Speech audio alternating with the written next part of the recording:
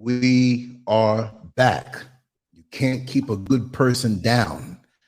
It is hot out here in Africa, and I have a million lights on me, so I'll be sweating like a pig. We're back, and we're going to jump back on this topic right now. And I just want to say how happy I am to have Sister Julia back on. We're jumping on it right away. We had a lot of sound problems before, audio. It was an attack. I'll say that. But you know what? It's not going to stop us. We're going to jump on this right now. Sister Julia, you're back, and you had a lot to say. And I want to repeat most of what you said before, and let's just go on deep with the discussion. And again, if we have any blinkage or power, we spoke about it. You know what to do. Just keep holding it down because this show's in the cloud. Welcome to the show, Sister Julia. How are you? I'm good. How are you, Lance? Oh, you know, I'm happy. This is my thing. This is my thing, and I'm happy to have. I have to say how great of an expressionist you are, how great of a conversationalist you are. You're very clear and concise in your thoughts and what you convey, and we understand you. You know, sometimes we have folks that come on the show. I did an interview one time. The guy was gung-ho to do this interview. I forgot what the topic was. And this is more of a discussion, but just to illustrate, he got on. I was happy. I was like, okay, this is going to be great because I want to show and share great conversations with everybody who listens. I'm a conversationalist. I grew up in a household where great conversations were happening, and I love it. Right? So I got on. I said, well, Howie, I did a lot of talking to introduce him in. So I said, tell us about yourself. And he was like, well, I'm feeling good. I'm here. And I'm like, are you okay? Yeah, I'm okay, man. I'm just chilling, man. So just ask me a question. I said, tell us about your background. Well, I grew up in Dothan, Alabama. And he was quiet. I was like, wait, come on. I went through with it. It was a recording, right? And I feigned an emergency. I don't know if he hears it. 5 minutes in with that, I was like, listen, man, I got a phone call. Something happened. I think it's a car accident. And I got off. I was like, no, I can't do this. You know what I mean? So I'm just so glad what you possess as far as your communication skills. You paid attention in school. You're in touch with yourself. And I love to hear you speak. Oh, thank you, Lance. Yes. Arrogance of the Entitled Karen, which I shortened and changed. But this is part 2 of a show that we had a lot of audio difficulty on. And people were interested in this. And so we're going to go in. Talk to me about your experience. Start where you want to start. I'll talk a little bit about like my experience, and then I'll talk about, like, I think where the video had kind of cut off, where all the noises and stuff, like I'll continue from that point. So again, I'm very glad that you made a recap, because this is something that I live with on a daily basis. Like I said, living here in Scranton, Pennsylvania, this is a daily thing for me. The attitudes that I see amongst the Karens, and it's not only the women, it's also the men. And I don't know what it is, but it seems like they become very triggered by me. And this is everywhere. This is, like I said, I've lived here for about almost, I would say roughly 5 years now. I said 4 before, but it's roughly like about 5 years now since I've been living here in Scranton. And I noticed the attitude that I get. And this is like from going into the stores, going into the restaurants, the treatment that I would get, and like me, I was born in the Midwest, but then I lived a lot of places. I grew up in Brooklyn. New York. And, you know, we know New York, they have that too, but it's not as bad because it's like a melting pot. You have everything. But here where I live in Scranton, it's not as diverse. I'm sorry, what was that? You get the Brooklyn backbone. Exactly. Exactly. So, and I spent half of my life in New York. I spent half of my life in Brooklyn. And then the other, like when I was, as a kid, I grew up in the South, like South Carolina. But then, like I said, I'm from the Midwest originally. My mother is Guyanese and my father is Ethiopian. So I have like, I've been a little bit, yeah, I have been, a lot of people like, oh, that's such a weird combination. But so I, you know, so I kind of moved around a lot or whatever. Oh, so here in this particular part of Pennsylvania, it's not really diverse. I mean, you have Black, you have a little bit of a couple of Indian, a little bit of, you know, because a lot of people from New York, they move here. But I noticed the mindset here in the Scranton, Pennsylvania, like they have their Confederate flag, they have their, you know, and it's like when I would go certain places, I would notice the attitude that I would get. A lot of places I wouldn't feel welcomed, you know, and it got to the point that I couldn't even go certain places. Like there's like the Walmart, I used to live on South Side, which is like, it's gotten so bad I had to move or whatever. From the last time that I spoke to you, there was a Walmart there, and it was like I would just for everybody, like, you know, it just seems like when I will go places, people would get really triggered by me, you know, and I don't know what it is. I'm just like, okay, you know, I would always get like with the white women, especially, I would notice that they're very condescending. You know, when they talk to you, it's always this kind of tone, like, oh, well, you're beneath me. And, you know, when you go into the stores and you ask them for help, they would kind of like, you know, it's like, you know, like they would kind of just give you this look, you know. So I go through that on a daily basis. And as I said, with the recent job experience that I had, they were ruthless. These people on the job, they were very ruthless with how they did me. You know what I mean? No mercy, you know, you know, I mean, to say they threw me under the bus, they told lies on me. They made it clear that I was not welcomed. You know what I mean? And even one of the girls on the job, when I first started there, this girl said to another girl, because she told me, she said that colored people don't belong here. Just like that. That's what she said. Colored people don't belong here.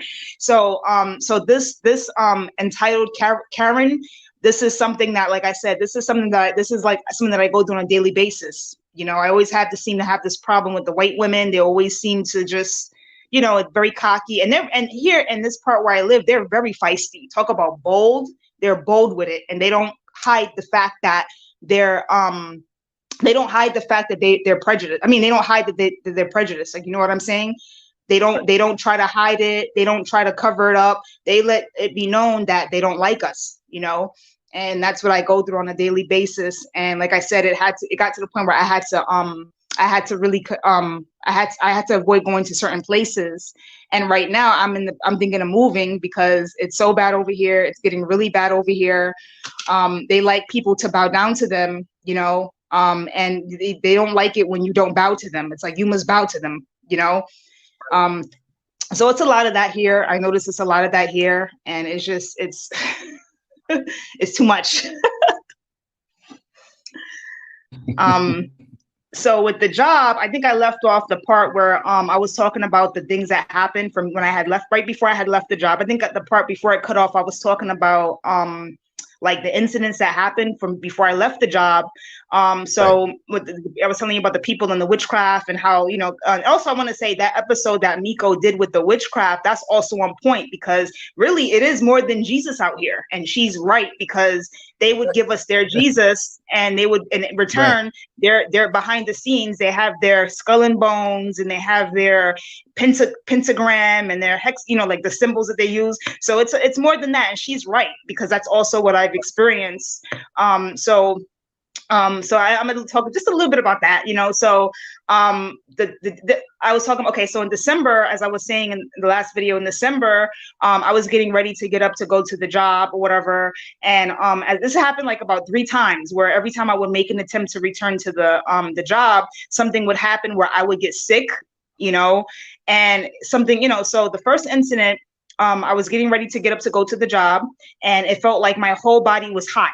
You know, now I know it ain't menopause because I'm not there yet, because everything's normal. But, but my neck, everything, my face was hot. Like, I mean to say, so I called the workplace, and I told them, I said, I won't be able to come in because I don't know what's going on. I have to go to the ER. So when I went to the emergency room, after waiting in the emergency room for like a good, 3 hours, only for the PA to tell me that they didn't find anything. So that's a big sign, when you go when you're feeling some kind of way and you don't know what's wrong with you and the doctors can't figure out what's wrong with you. That's a big sign, I think. I think that's like a big sign of, somebody trying to do something to you. You know what I'm saying? So, the lady, she said she checked my blood. That was normal. They did. She said that I don't have COVID. She said that I didn't have everything was negative. She said, and I'm like, why am I feeling like this? I was feeling very kind of like just not myself, feeling very just run down, feeling very like, because I used to work so much or whatever. And this never really, I just feeling not myself. I don't know what's going on with me. So, when I went there, the lady was like, you don't, they checked for RSV, like the main viruses, everything was negative. Everything was negative. So I was like, what the heck is going on? So then she said it was just like a minor respiratory infection. That's all she could come up with. So I'm like, okay, whatever. So I had called the job and I told them, I said, it's respiratory. She said, just get some rest and drink plenty of fluids. And that's it. So I'm like, okay. So after a couple of days, I said, okay, I'm going to, because, I was trying to hold on to the job despite of what they were trying to do to me, despite of the wickedness that they were trying to do. I was trying to hold on to the job because, I know they were trying to get me up out of there. And, so I was still trying to, I was trying to keep the job or whatever. So after a couple of days, I rested or whatever. And I went, I rested or whatever. And then I said, I'm gonna rest for a little bit. I think it was for like a week or so. I called the job and I told them that, the doctor said I have to rest for a couple of days. So I'm going to be out for a couple of days. When I made the second attempt to go to the job, right? I'm just showing you how everything kind of happened like a sequence, So the second time I went to the job, I was trying to get up to go to work or whatever. After those couple of days, I rested or whatever. I said, okay, time for me to get back and go to work.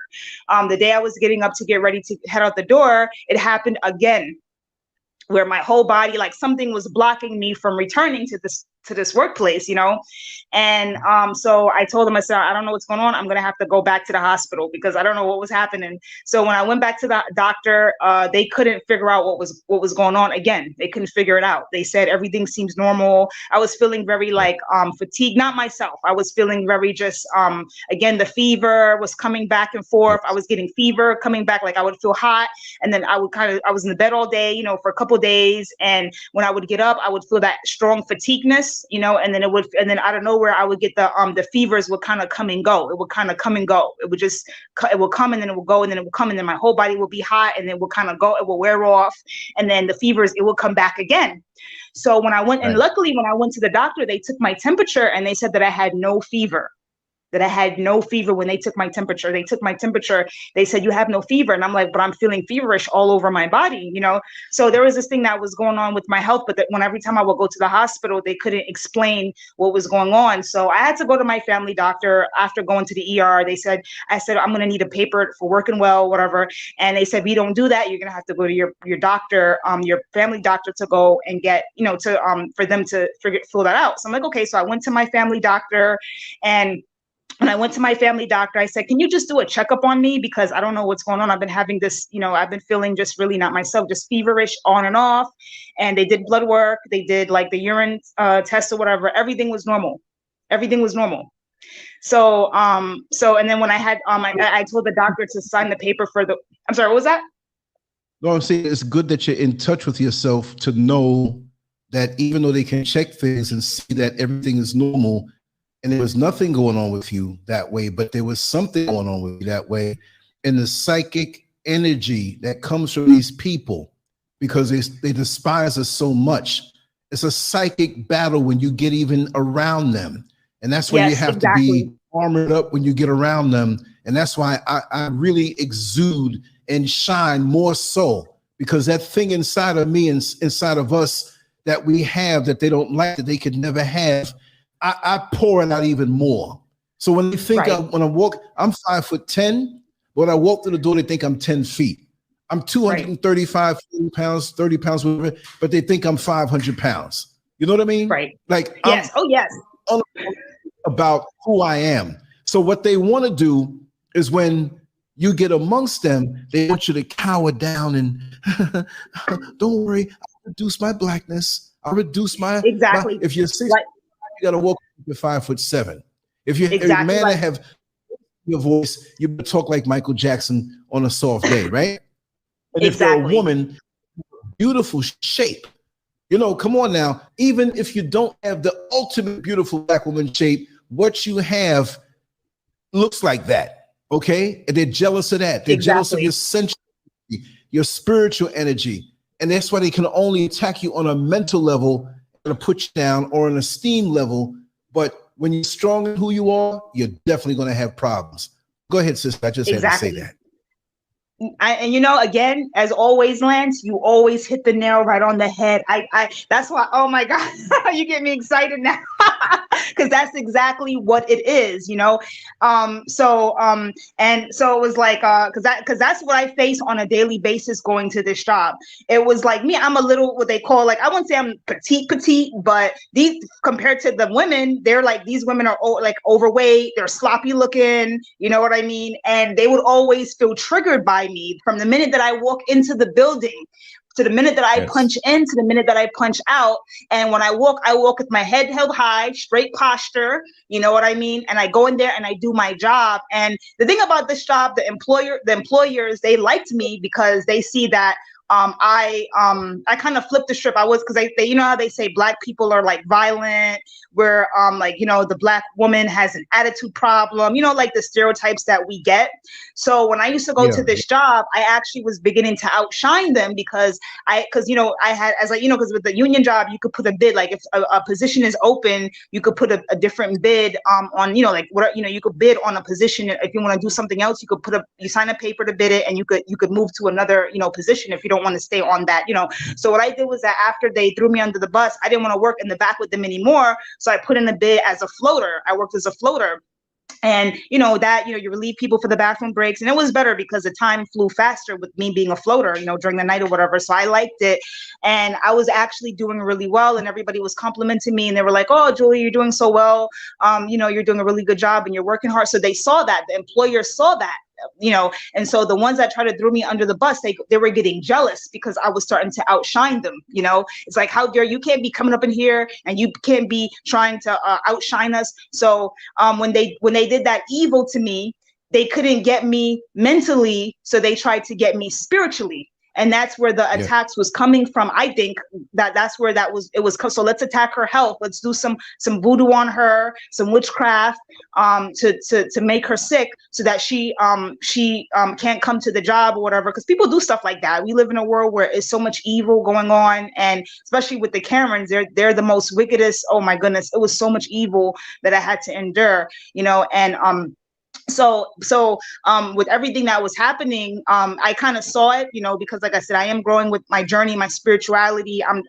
You know, I mean, I don't know everything, but, you know, I am learning a lot, and I'm learning to be in tune with myself and, again, my ancestors. So after that experience, that was like about 3 incidences. First, they said it was a respiratory infection. Then the second time I went to the doctor, they said it was a UTI. It's like they couldn't even figure it out because everything was normal. When they were doing the test, everything was normal.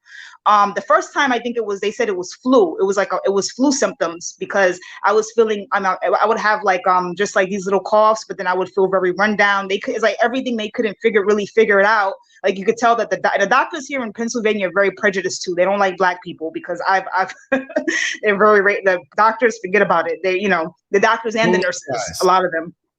So yeah, you know.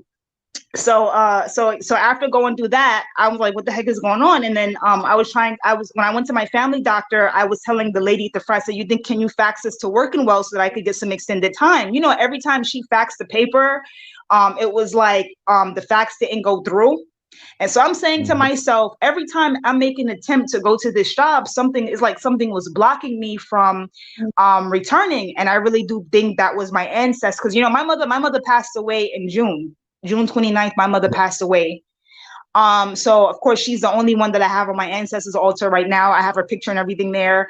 And so it was like something was blocking me. And because, you know, like I said, I was trying to hold on to the job, but every time I would make an attempt to return, something would kind of block me from from going back to the job.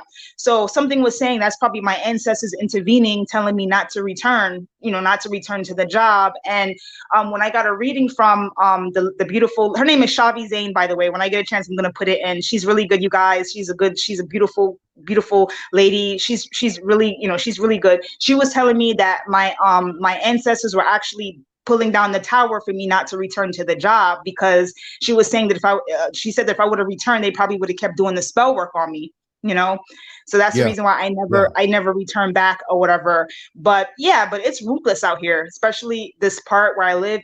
These people, to say these white people is crazy, and when you're standing in your confidence and yourself and you know who you are, they get very triggered, and like I said, this is a common thing that I've been going through.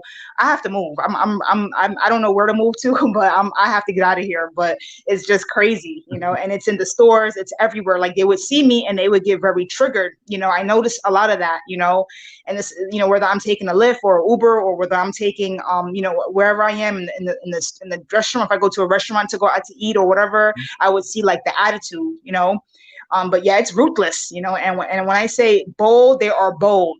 They are bold out here, Bold and bold. Exactly. They think they own the world, and like I said, I had to like on that particular job, I had to really stand my ground with a couple of them because they were really trying to intimidate me. And one girl, like I said, the girl her name is Karen. Like I said, her real name is Karen, and she was a real Karen, and she was trying to intimidate me and telling me how to do my job or whatever. And I told her, I said, you don't own me and you don't own the world. That's what I said. I said, you don't own me and you don't own the world. And then my first day, I think it was like my first couple of days, another girl, her name was Nancy. She was trying to intimidate me, So I told her, I said, listen, I don't bow down to you and I don't bow down to nobody, and she was trying to, and they hate that, because I refuse to bow down to anybody. I refuse, they hate that.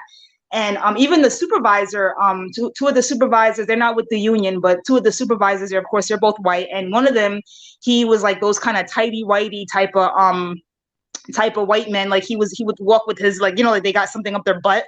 Like he used to walk like that. He'd walk around with a lab coat. And I remember when I went into the office to ask him, one time I went to ask him a question, when I went to go ask him a question, he looked at me like he was scared of me.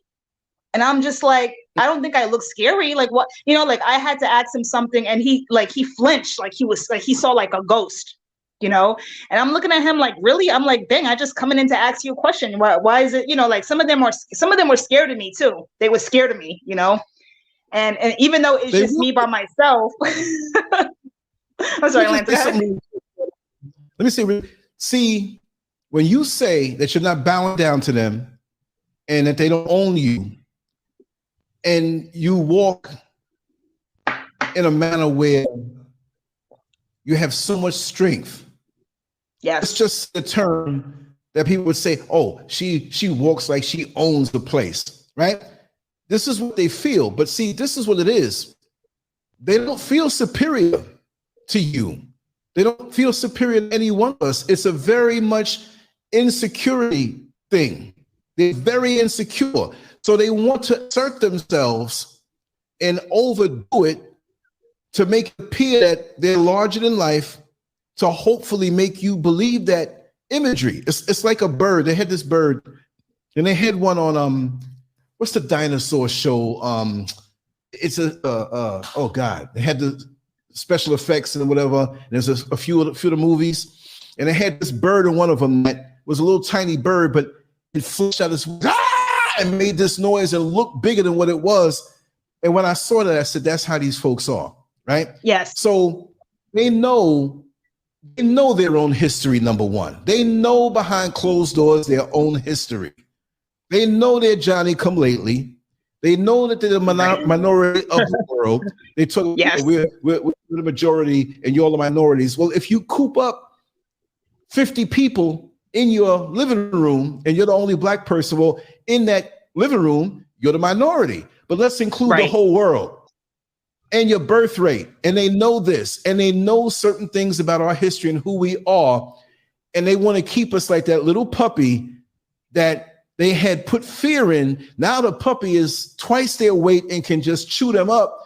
But mentally, that puppy still thinks, or that grown dog thinks it's a puppy. So they want to keep us in check that way by acting like they have authority and going overboard. And when you say, okay, listen, I'm not going for this. You can't do this. You can try all you want, but you do not intimidate me. I tell them a mess. I tell them all kinds of things. I've had people on jobs, supervisors, right? See, there's a way to say things with mind games. I love mind games because I follow through with it. I know what to do with it. I'd have a job that would try to do little things to intimidate me, like white men on the job, on different jobs. And I say, man, I've been dealing with you all my life. I know you quite well. I've been dealing with you and defeating your kind all my life. You're versed in this. I haven't called a lawsuit. What do you mean? You're getting racial? What do you mean? Oh, you're thinking that way? That's how you think? Hey, you think you take whichever way you want, but I'm the wrong one to come with those games because this is not a game for me. I think it's very serious, right? But I've been dealing with you all the time. And you shouldn't let your insecurities show like that. You know what I mean? I mean, that's what it is, especially as a man. And when they have other men that want to come at me, the male Karens, and then the female Karens, when they can't get the little tap dance out of me because you white and you look terrible, even if you look and what the world would say, oh, she's gorgeous, whatever. I'm not paying you or your energy any mind. We have no connection. I keep it down to a minimal. I'm about what I do. I'm a very intense person. I'm always thinking. I got no time to keep you in your insecurities. You see what I mean? And when you're not looking at them a certain way and they button down their blouse and push their little D-cup fake breasts out and whatever, and try to get you to even look at them that way, then they know they got you because it's not real. You're a tool to them. Even those who go to bed with the Karens, you are a tool. If you notice in the personal ads that they have stuff, I want a well-hung black man. It's not just about having your penis hanging down to your knee. They want you well-hung, meaning defeated. You are somebody who will tap dance, sniff up the white stuff like it's gold. They got you, but you only a tool to them. I've had brothers that have gone with them, and it's all about that big black tool. That's all you are. They don't want to know you. You're like a beast to them in their mind, but in effect, they're the ones who are the beast. I'll shut up. Go ahead. No, you're absolutely right because when you're you're a beast, and they feel that energy because everything is energy, and that's what I've come to in my awakening and my journey. I begin to see a lot of things. Everything is energy. And they feel that energy, like I said, they would see me and they would get very triggered because, like I said, I was a loner in this place. I wasn't trying to kiss their butts. I'm not trying to bow down to them. I'm just going in to do a job, to do what I have to do. And that's it. And every day I would notice that it's like I could never go to work and have a peaceful work shift. It would always be something, either somebody, they would, and like I said, these people were ruthless. They were like one pack, a group. It was like one clique.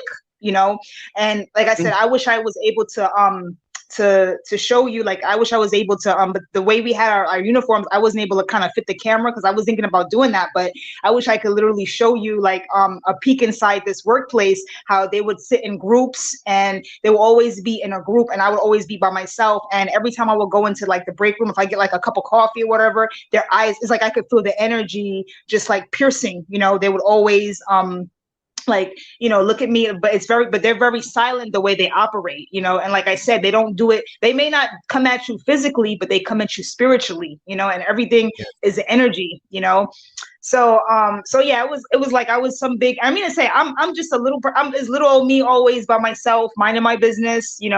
I'm more focused on doing what I have to do or whatever, and that's just me. I'm not trying to harm anybody. I'm just more, like just kind of like to myself a lot.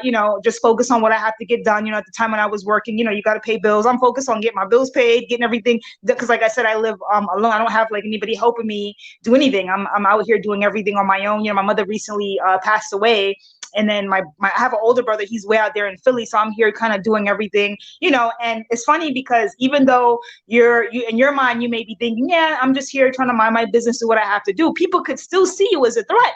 People could see you don't have to do anything to anybody for them to not like you. You don't have to do anything per se, and they could just not like you.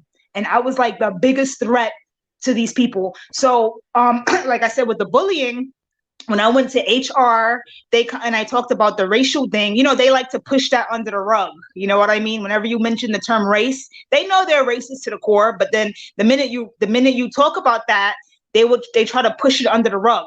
You know what I mean?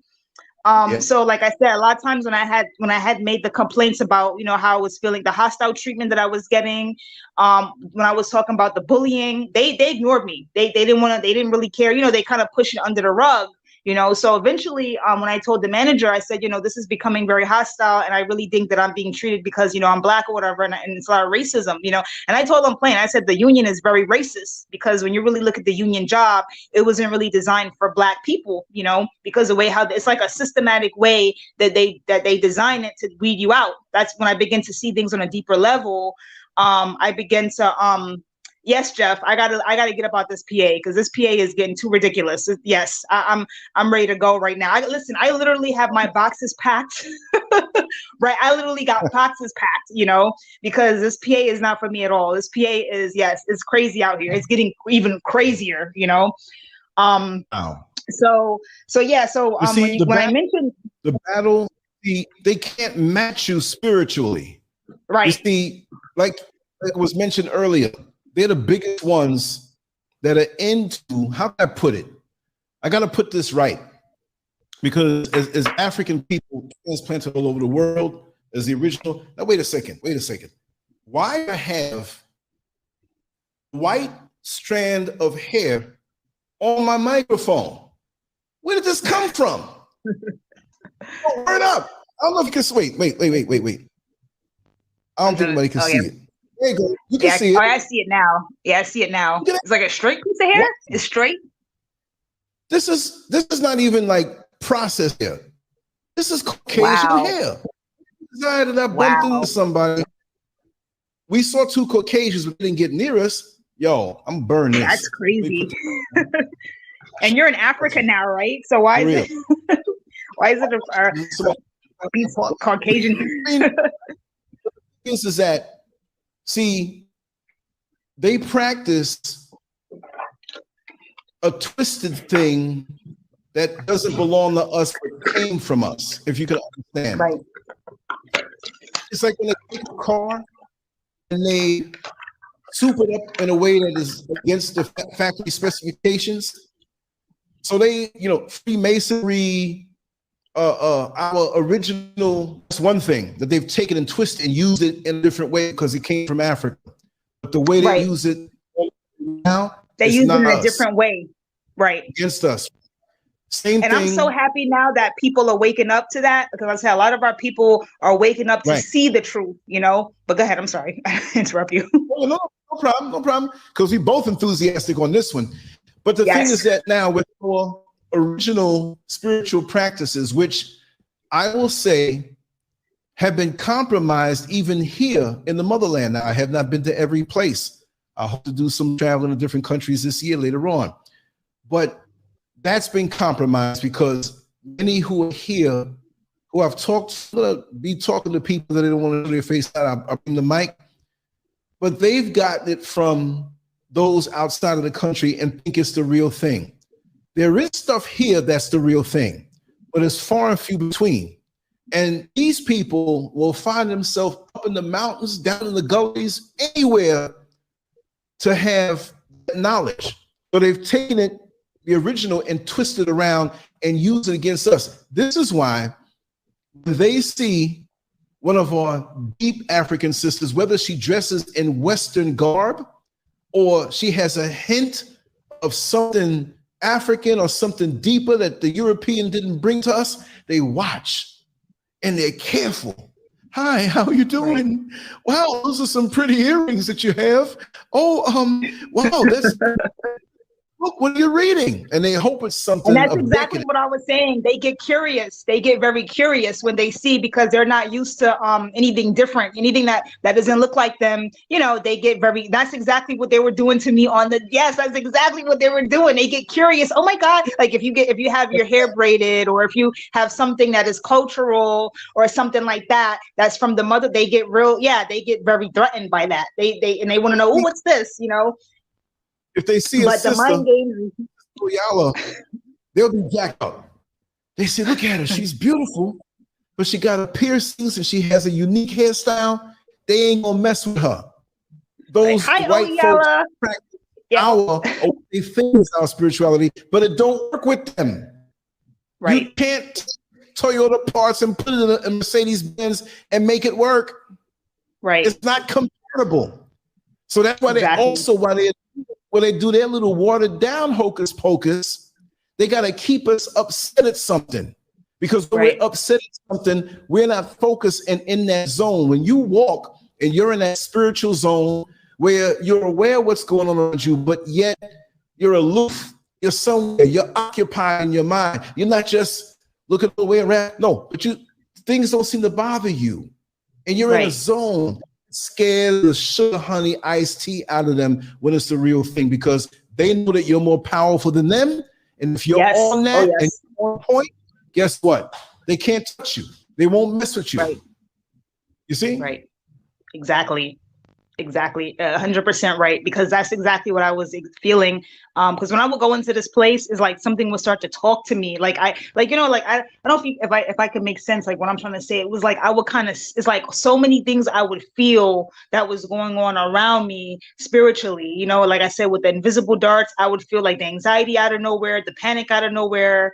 And it's like a group of them. Like I could feel the eyes piercing at me from the minute that I walk in. Like, everybody that, because I live down the street, I live only down the street from the place, and everybody that work there, they live like in Duryea, they live like 20 minutes away, like, with the car they drive. So everybody's coming on the parking lot, they coming up with their big fancy car, and it's like a competition. Oh, I have a fancy car. I have, it's like so materialistic. And because, we used to make good money. So people, they buy their expensive cars, and me, I just walk because I'm only down the street, but the envy was so real. Like when they would be in their cars, they would see me when I would walk in the building, everybody would be sitting in their car, and I could literally feel the eyes it's like they're targeting me. They're looking at me every time I would come in. The eyes would just be kind of pure. It feels like a war zone. Every time I would walk into this place, it would feel like I'm walking in a war zone, and they would see me, like they were all eyes on me. It's like attention that I didn't even ask for. You know what I'm saying? Because I'm not the kind of person to be looking for attention. You know what I'm saying? But apparently I became the star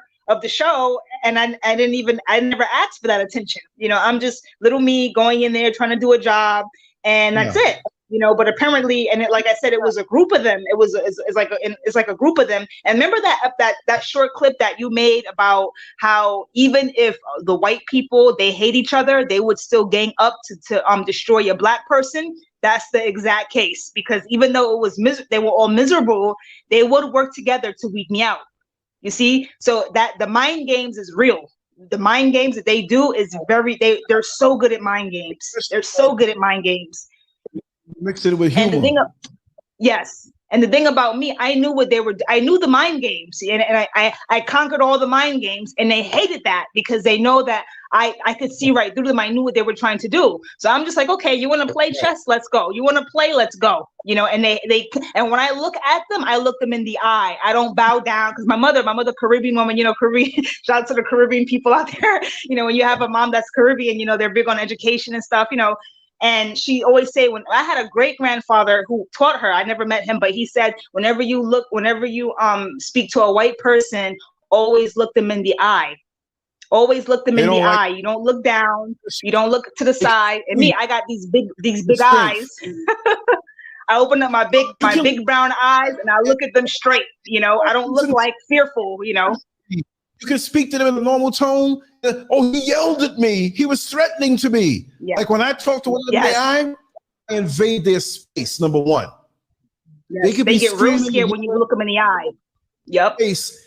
Talk to them and say what I say close, letting you know I'm not afraid of you. I will even use humor. I was in a McDonald's one time many years ago. My friend worked there, and I was going to pick him up. We were going to go somewhere else. I came inside, and of course, I was very well built. And there were two of them in there. And the guy said something to me.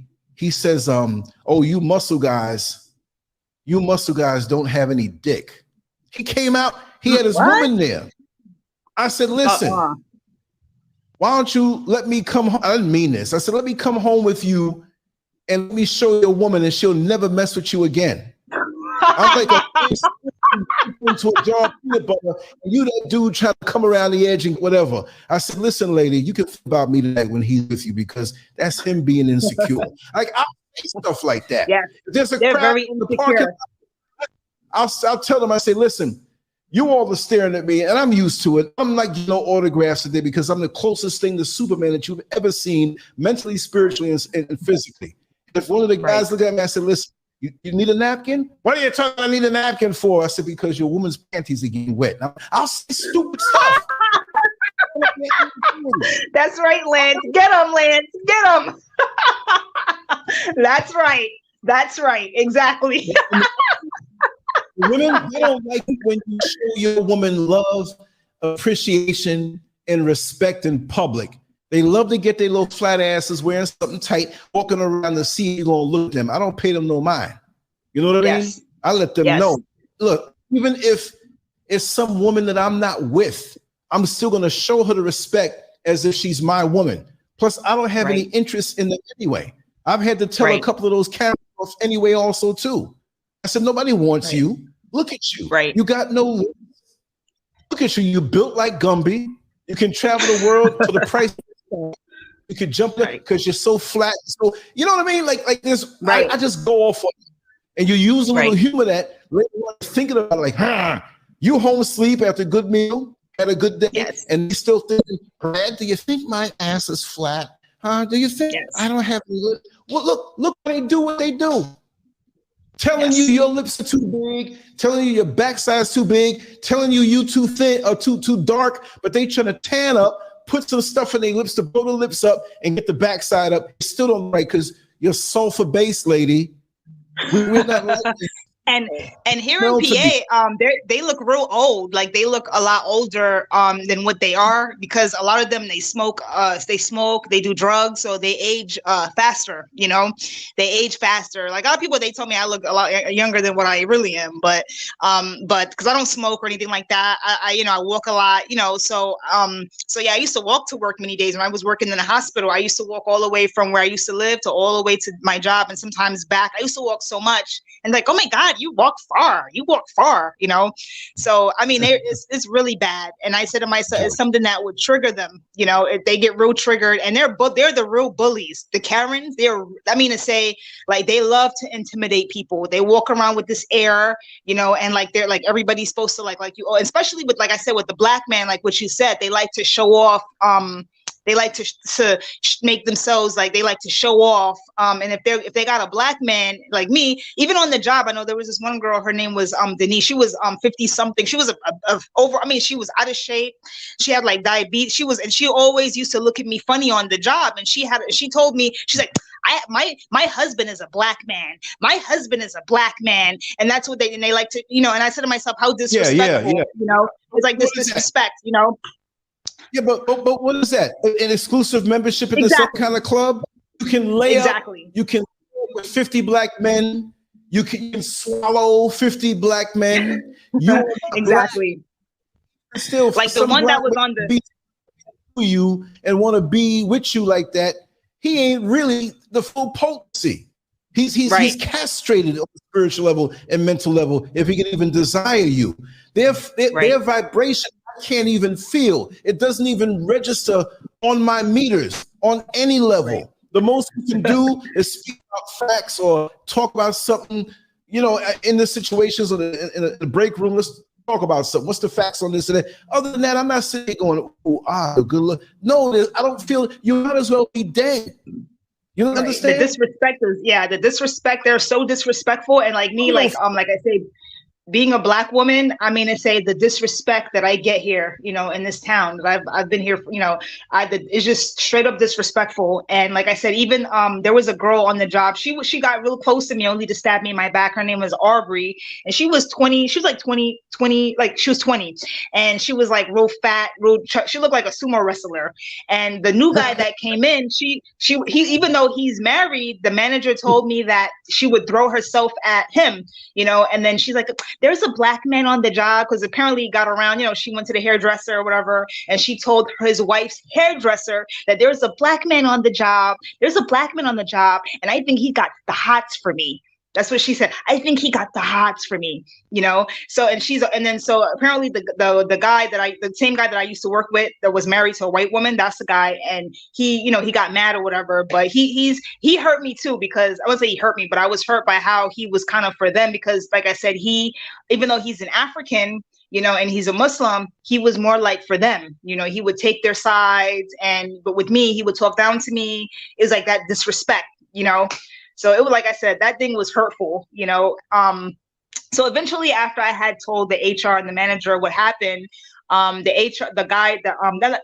manager, his name was Carmen or whatever. He would listen to me a little bit more, but I think at the end of the day, they're still on the same team. You know, all the white people, no matter how nice they seem, they still kind of like, they stick together. You know, that's what I've learned. So when I told him, he said that there's a lady, her name is Deidre. She's a lawyer, and she's she works for diversity affairs. Right. He said, I'm going to have you. She's African American, and she works for diversity, and maybe I'll let you, you know, set up a time so that you could maybe speak with her or whatever. So I said, okay, no problem. To make a long story short, it turns out that she's biracial. She was biracial. And, you know, it turns out that she was actually married. Her partner is actually Romanian.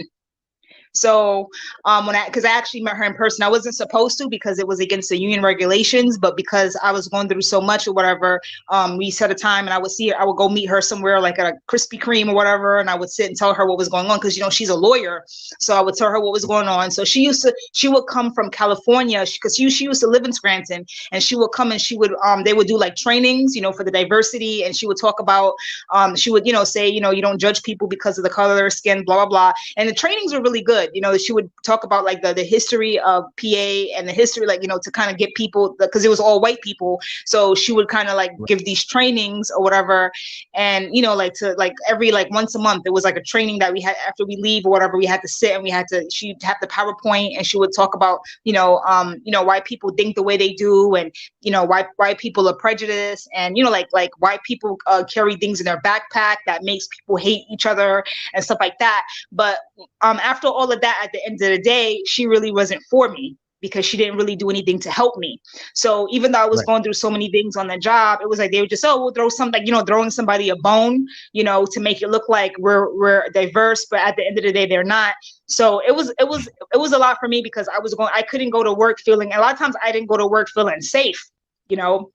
I feel very unsafe. I feel very uncomfortable even walking down the street, because a lot of times they would look at me dirty when I would, you know, and it was just, you know, they weren't really, you know, like I said, when I would talk about the race thing, they would push it under the rug. They didn't want to hear what I had to say.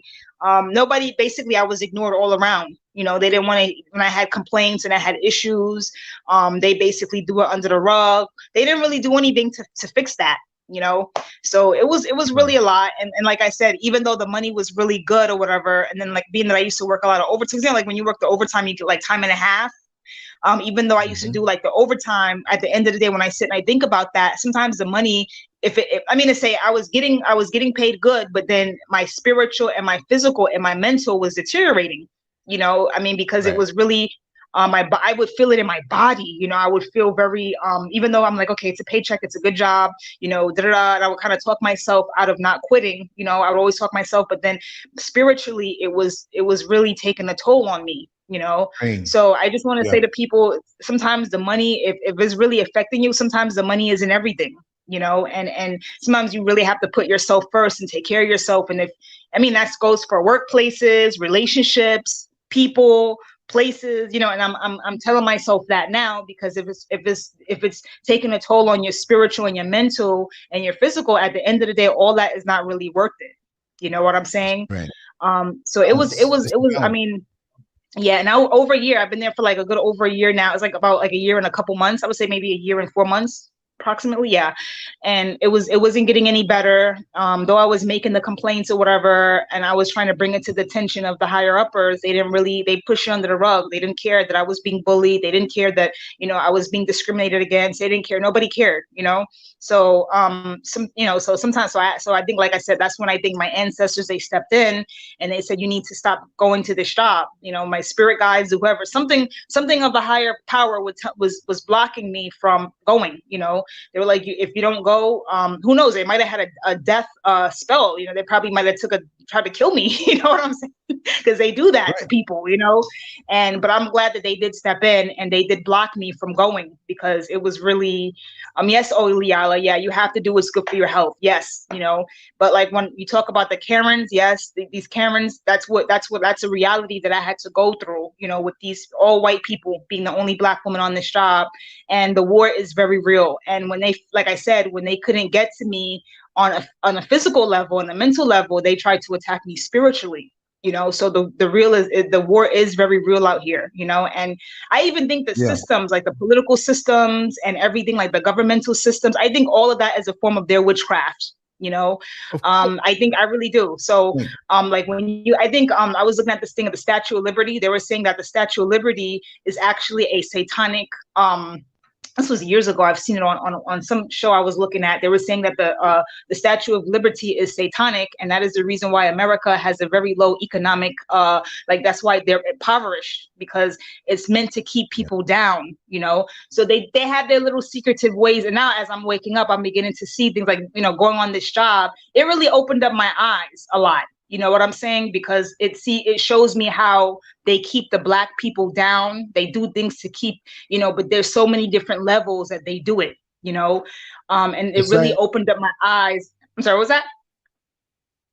No, I said, you're right. And if one way, in their mind, if one way doesn't get you, they'll get you another way. This is why the stereotypical thing, like symbolically, when they see a Black man or woman driving a nice car, it's like, wait a second. You better be a drug dealer, because there's no way, after all the traps we set out here for you, that you can succeed in this system that many of us are not succeeding in. So that's one of the things that you deal them with. But you're right. You don't want to be in a situation where your health is compromised, because they're always going to be this way. They're always going to be this way. And the ones who claim to be nice ain't going to say nothing about it. They claim, oh, no, they'll be protesting when you march the streets, which I don't do and none of us should do, with their glasses hiding behind to show you, yes, I did that. But they're not going to say anything against anybody in their midst when they're talking amongst themselves and they hear it. They'll laugh at the same jokes against you, all that stuff. So the bottom line is, the more you can keep them away from you. Like, you're not going to run. You have to do what you have to do. But all of those battles with them, save your energy. You know what I mean? Right. But when you deal with them head on. Strong. Right. But exactly. A lot of people get caught in running themselves down, which ultimately that's what they want you to do. You have to acknowledge that they're there when you battle them, but don't let it take over your mind. You got to be so strong and so focused in what you're doing, and that's what they want to take you off on. They want to distract you. They drop your car so they can come smash you. And they all work together. They do. Yes, they do. Cool. But they're not all this way, and they're not all that way. Well, why don't you run to some of them and say all Black people want a certain way? But and then you got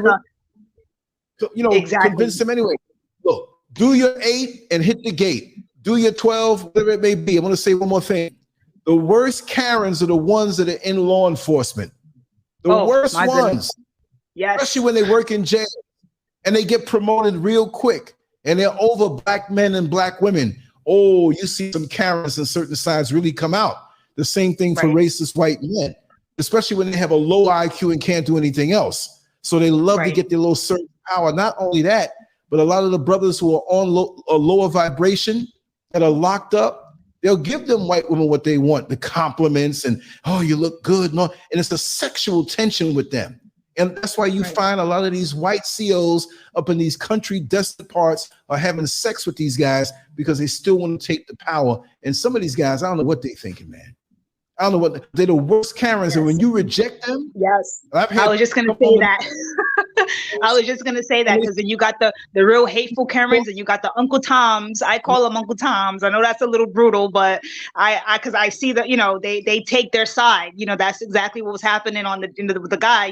He would take their side, and then he would, when I would not pay him because he likes attention. He likes to portray himself like he's an alpha guy or whatever. And he, likes, I'm this. He always liked to, I can speak 5 languages. I can speak Arabic. I can speak. It was always a competition, and when it got to the point where I would ignore him completely, it's like, oh, how come she's not giving me attention? I wouldn't give him no attention because I already see he was a sellout. So I wouldn't give him the time of day, even though I had to work with him, but I would not give them the time of day. So yeah, that's exactly what it is, and law enforcement, they're the worst. It's crazy. It's not really worth it when you go into these, especially when they control the environment on jobs, supervisors, even co-workers that are cool with them. And we have the undercover coons that they come to you on the job early on to find out where you're at. They'll even say some things to rouse certain things out of you. Them coons have been there for a long. The black job. The lady. The coons they will sell you out. They will sell you out in a heartbeat. The coons, they will sell you out in a heartbeat, and they will compete against you. No, it's sad, and and also like the lesbians, they had, what I noticed is that those lesbians, they had full control over that place. And you know how I know? Because the lady that I got the reading from, she said they wanted to control my energy, and I felt that.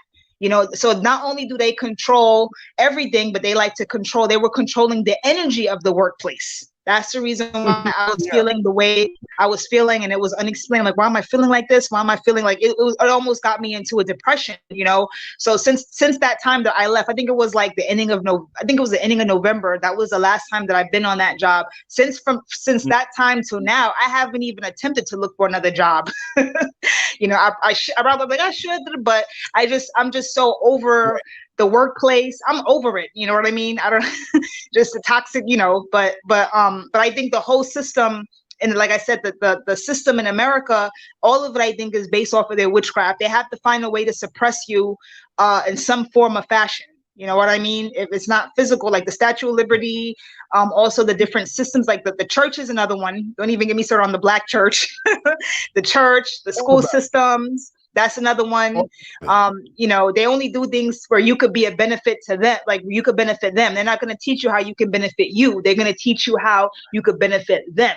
You understand? So it's all about how they don't want a black person to be independent, to have their own, independent systems. They don't want them to be, they always want them to be a part. That's why I love your show, because it's independent. You speak exactly, what it is. It's all, I like it because it's for us, it's not, it's not with their crap, their stuff. It's all for us, and we need that platform where we can have our voices, our own, our own culture, our own, like, you're in Africa, that's beautiful, and I'm and to have to set that example so other people can follow, but like this thing that I've been going through, I think it was an awakening for me. I think that was a sign for me to, to do away with the job, to do away, I think this really, it just is like, it kind of helped me awaken a lot, so yeah. You gotta share the energy. You gotta share the energy. And like I said, when we did our walk and talk earlier, I got one rendering up. It should be, maybe it'll be up before. I'm gonna be up for a couple hours tonight. I'm gonna stay up late, and I have another one that I did today. But it's not this one that's coming next, but it's the other one. And we went deep, even on black folks, because Mrs. SCURV was saying, yes, we can do the right thing. We got to come together. We got to come together. And like, I'm not against when she says that, and I'm all for that. But I have been through too much with the fakes who love to talk about it, like, yeah, we got to come together, loan me $5. Yeah, we got to come together, go half and half on me with this thing to benefit my young. But they're just looking to ride the wave and get what they want. And now my problem is, because I grew up in a household where these conversations went on, right? But they were the community back then.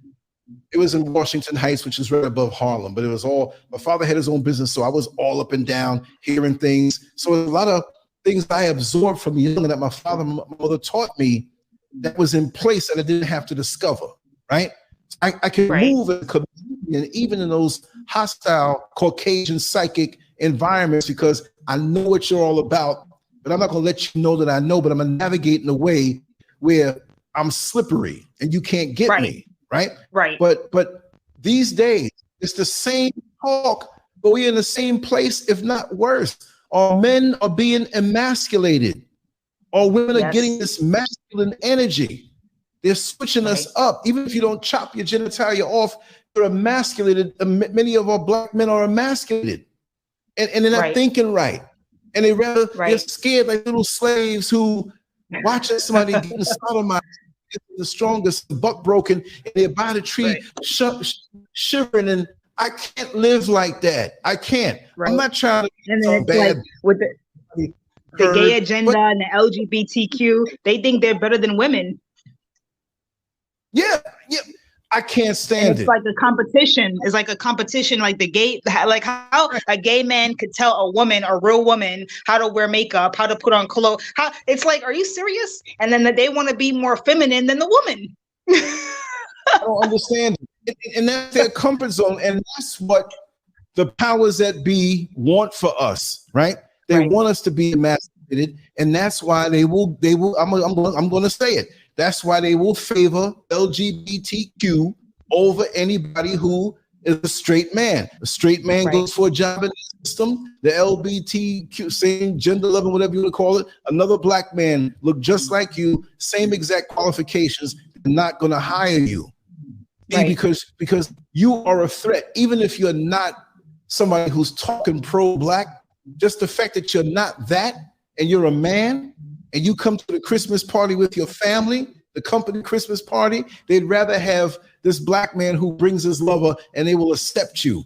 It's just like the Dwayne Wade show that we did yesterday. Like this guy's going to get his penis chopped off at 18 years old, this little kid, right? And they make it all this congratulations. Oh, you're a leader. But somebody else went and leader. Oh, that's a crime. That's evil. That's bad. But they're pushing this thing. Disney want to give you and encourage and influence all of this stuff. No, I'm one of them old school guys. I'm never going out like that. And I'm not going to change myself. And if YouTube wants to remove me or not, go ahead. I'm going to still walk this way. I'll write, I'll draw, LanceScurv.com, I'll still be going on. I'm not, I can't. It's disappointing to me. I am so hurt, seriously hurt that there are many males out here, and you know, all praises due to the good, strong black males out here. But too many of us, what is the proportion? 50-50? 50% punks and 50% real men? Is it 75% punks and 25% real men who know? Yes, there are people who have different ideologies than me. They may have some religion or some kind of thing or whatever, but can't we come together this way? I don't even ask no more. I'm not going to say I gave up on my journey. I will meet the few who are, and I have met many here, brothers and sisters who are here even right now, and yourself, sister. But the vast majority of the people I talk to is some kind of hustle. That's just some kind of shield. And those are the ones you have to basically leave alone, because some of them, they will literally drain your energy. Some of them are literally energy vampires, and even even though they're your own race, they could be very destructive and they could be very toxic. You know, so those are the ones you just have to leave alone. And sometimes, even though you could, even though like you try to do you're in your positivity and you're a conscious black person, sometimes they just so ignorant you can't even get anything across to them because they're so ignorant and toxic. You know, so it's not that you're being mean or anything like that, but you just have to distance yourself, and you have to, because they're not for productivity, they're not for success, they're not for the race, they're not, you know, so people like that you just have to just block out. You know, and sometimes you just can't help them. You know, they just can't be helped because they're just so ignorant and backward. And some of them are just so hateful. You know, and then if they see that you've got something good going on and you're successful, they'll hate on you. And so, like I said, unfortunately, it comes from a lot of our own. And that's what I was trying to explain to Ambience we had before it cut off. That's what a lot of it is so much hatred and so much envy. And like you were saying about the crabs in the barrel, that's what a lot of it is. You know, they'll try to pull you down, and they see you trying to aim for something high, they'll try to pull you down. And like I said, I myself experienced a lot of that too. Even like, you know, here, like even when I go to the store, like even like I saw on the job with the young black guy, he didn't want to talk to me. He would suck his teeth, like just a lot of hate, you know. So I also experienced a lot of that as well. When I go certain places, the black men, they would just be real nasty to me, and I didn't do them anything, you know. So like I say, you don't have to do anything to anybody for them to just be nasty. You know, they're just nasty, you know what I mean? So it's sad, but you know, we have to be protect our energy. You know, we have to protect, because it's real now. It's real out here. You know, the war, like Miko said, is more than Jesus out here. And it's true, you know, you have to also, wherever you guys are, guys, protect your energy, you know, level up on your spiritual baths, everything. Sorry, go ahead.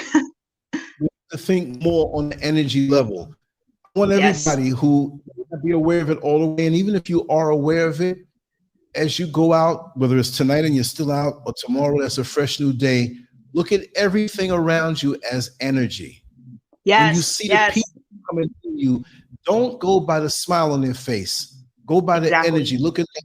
Even if you don't want to really look at them, feel them. Go into the feeling. Yes. The intuition, how it feels. And that's what I do now. Certain things, but that takes us away from the actual feeling of their energy. And feel your energy. Like you said, sister, if you feel it draining you down too much, there's something wrong. I don't care how much they may say nice things to you or whatever, there's something wrong. And many times, even some people in my former inner circle, I would see the red flags, but the words and the things, I would ignore them. No, never ignore anything. And me right now, you can't ignore red flags. You gotta, red flags stick out for a reason. Yes. If your energy's wrong, I'm getting you away from me. I'm running you away from me every time I see you, because I need to be at full strength to do what it is that I have to do. I'm doing good so far as maintaining my energy, but if I find any holes in the ship that's letting water in to sink me, I'm getting rid of you quick. Or even still, you will sense I'm coming after you and you will run. Exactly. Cut it off immediately. If it's toxic, it gotta go, and cut it off immediately. Take the scissors and just go chop, chop, and cut it off, you know?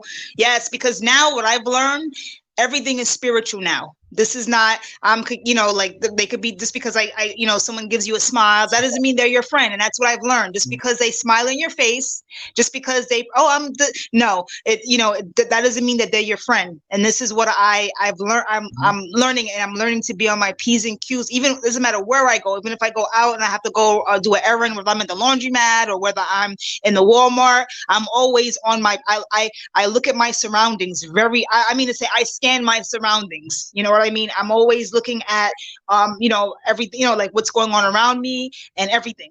I don't play when it comes up, but, I'm becoming more like awakened, now, so like right now I'm in solitude. Like I said, I haven't looked for any other jobs ever since I've experienced that.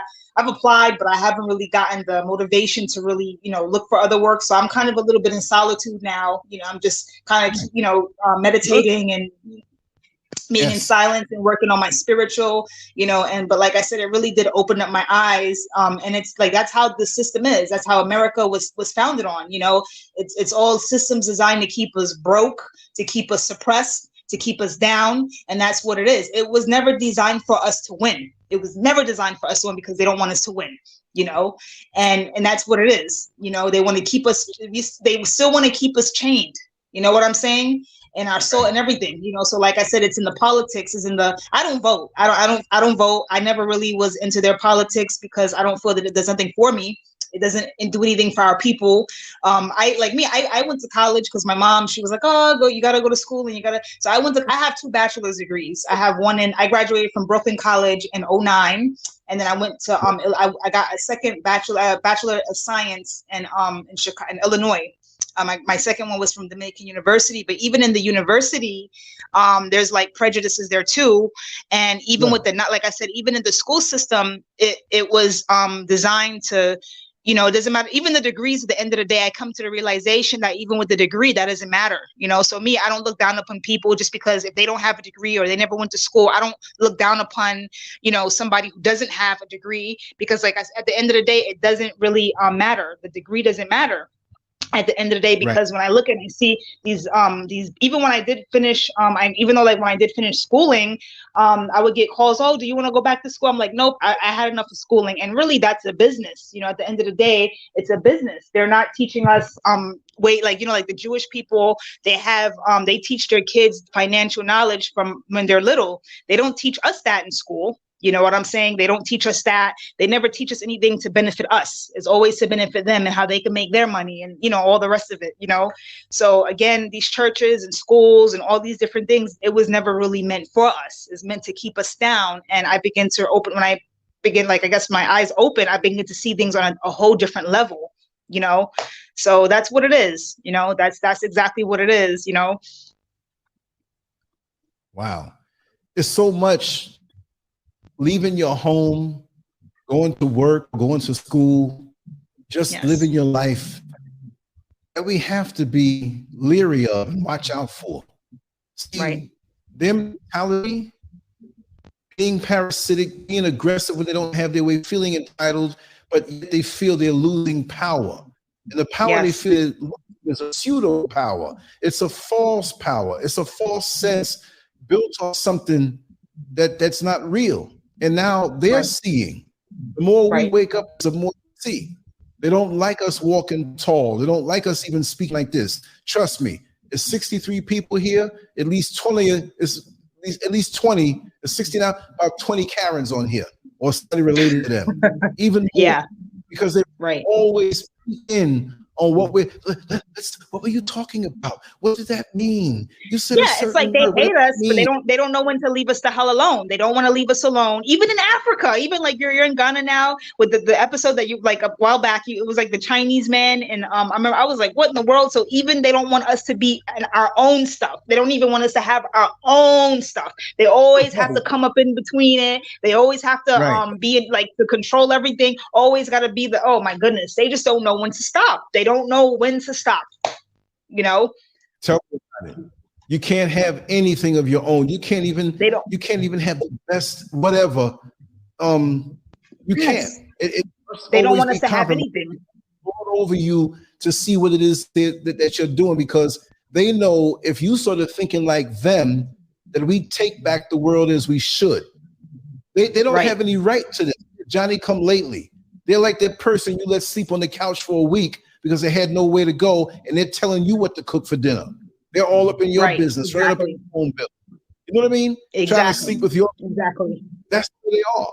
And we're supposed to shy away from that. No. Out here, I'm sorry. When I see that kind of spirit on them, very few, far and few between, when I get into the tourist areas and I see a little more and whatnot. And when they throw that look at me because they know I'm not from here. They know where I'm from. They know where I'm from. And I make sure they hear the accent. If I'm standing behind them in the supermarket or somewhere near, I start talking to Mr. SCURV. I pick up an imaginary phone call and let them hear, yeah, man, so-and-so, I'll be in New York and another so-and-so. I want to visit my hometown. Oh, he's one of those. And then they try to throw it. They don't do that to the many who are here because they drop that because the folks here most of the time don't know the game. When they see you here, they want to look at you like, why are you here type thing. Even some of those who act friendly, even in business transactions, like if we're buying a cinder box or wire or something like that, and they happen to be, oh yeah, really, you're visiting, or because they see you doing something like kind of permanent, like you're visiting? No, I'm not visiting. This is home. Are you born? And that's another thing I don't like about them. They're very nosy. I hate that. They would like always want to look at you. That.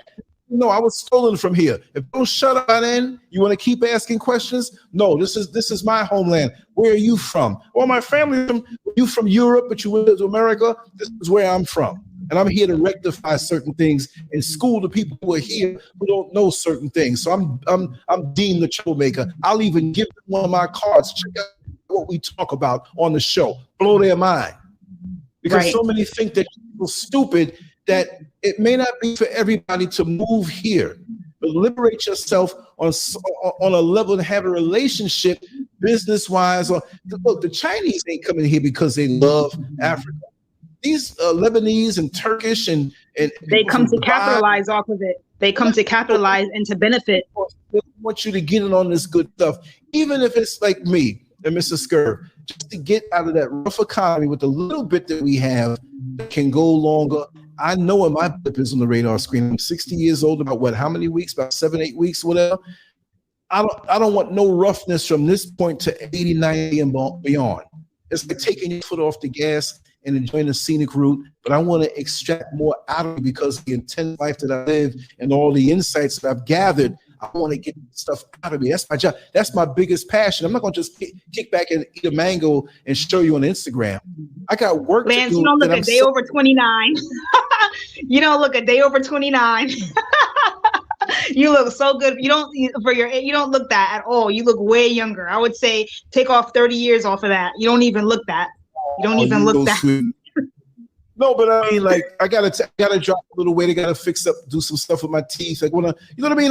When I drop weight, I get younger, whatever. But no, this stress is all for me. When me and Miss Scurv were walking out earlier, doing that little walk and talk, I said, man, you know, this place may have their governmental problems, the issues and stuff like that, but that thing, that American thing, I don't feel it at all. I look at the TV shows. I'm at that point too. I don't experience that. Yeah, that's kind of how I'm feeling, because I was already in the zone. Because I think America is but here I can put it's becoming stressful. Flying around. Right.